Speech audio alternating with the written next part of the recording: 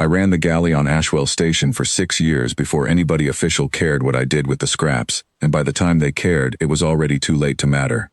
Ashwell wasn't much. A supply depot bolted to a rock at the ass end of a shipping lane, the kind of posting officers got sent to when someone upstairs wanted them forgotten for a while. We fed convoy crews, dock hands, the rotating garrison that guarded the warehouses, and whatever came through in transit.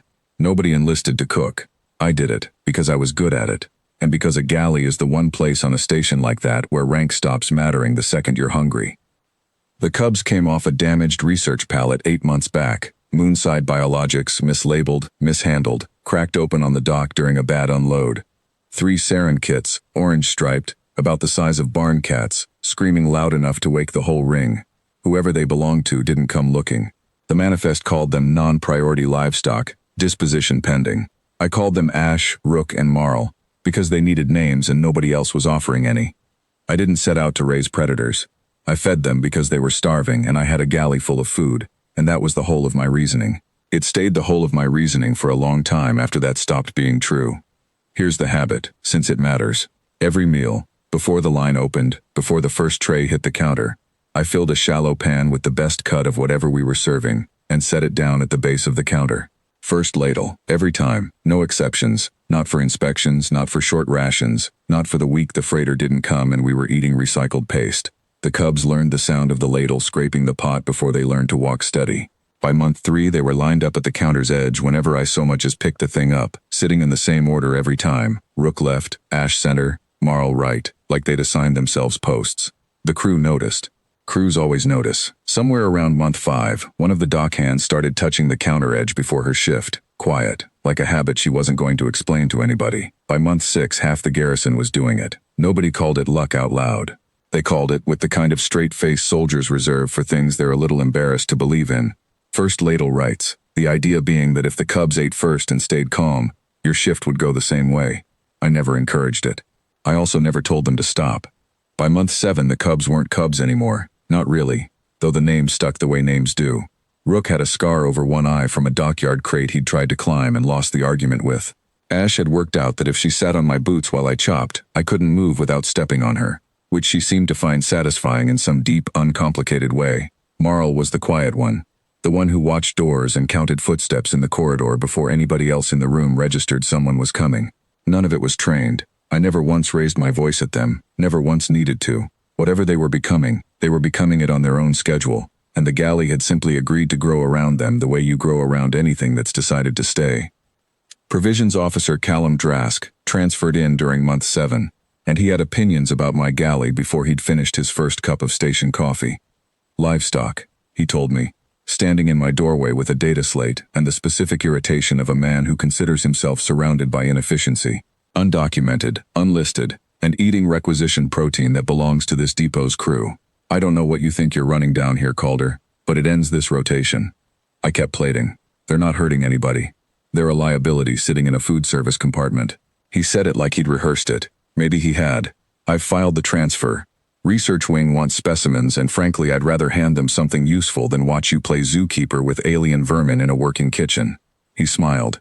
The kind of smile men wear when they've already decided how a thing ends. Crate crews coming at dawn. I'll have this galley cleared before your breakfast service even starts. He said it loud enough for the mess hall to hear. That was his mistake, though neither of us knew it yet. That night I didn't do anything different. I plated the evening meal, filled the pan, set it down. Rook left, Ash center, Marl right, and went about closing the line. Ash climbed into my lap while I did inventory, the way she'd taken to doing since she got too big to properly fit and did it anyway. Rook fell asleep against my boot. Marl kept one eye open, watching the hatch, which he'd started doing more of in the last week, like he understood something about calendars that the rest of us were still catching up to. Easy, I told him, not because he needed calming, wasn't even agitated, but because it was the thing I said, the same way the ladle was the thing I did. He blinked at me slow, the way cats do when they're telling you they're not worried, and went back to watching the hatch anyway. Drask's crate crew showed up 40 minutes before dawn roll call, 4 handlers with a containment sled, and a data slate already printed with transfer authorization. Drask came with them, in a clean uniform, clearly planning to be seen doing this. A small crowd of off-shift crew had gathered too, the way crowds do when word gets around a galley. Some of them still holding coffee, none of them saying much. I was already at the counter, ladle in hand, Mid-service. First ladle done 20 minutes prior like always. The cubs were 3/4 grown by then, Rook nearly to my hip. Ash not far behind. Marl the biggest of the three and built like something that had stopped being a kitten a while back. Drask read the transfer order out loud, official and clipped, like the words themselves were supposed to do the work. The cubs didn't wait for him to finish.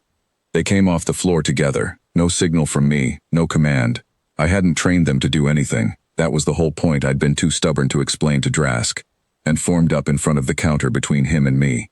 Not lunging, not attacking, just standing, low and solid, ears back, the low sound in Marl's chest that wasn't quite a growl yet, but was clearly rehearsing to become one. Drask stopped reading. His handlers stopped moving. "They're property of this depot," Drask said, though his voice had lost some of its clip. "Step them back, Calder." "They're not mine to step," I said. "Never were. I just feed them first." Marl's growl arrived in full then, low and even, aimed at nobody in particular, and understood by everybody in the room. Ash's ears went flat. Rook didn't move at all, which somehow read as the most dangerous thing of the three. A stillness that had weighed the room and made a decision. Drask took one step back before he caught himself doing it, in front of his own crew, in front of the crowd with the coffee, several of whom were now visibly not hiding their expressions.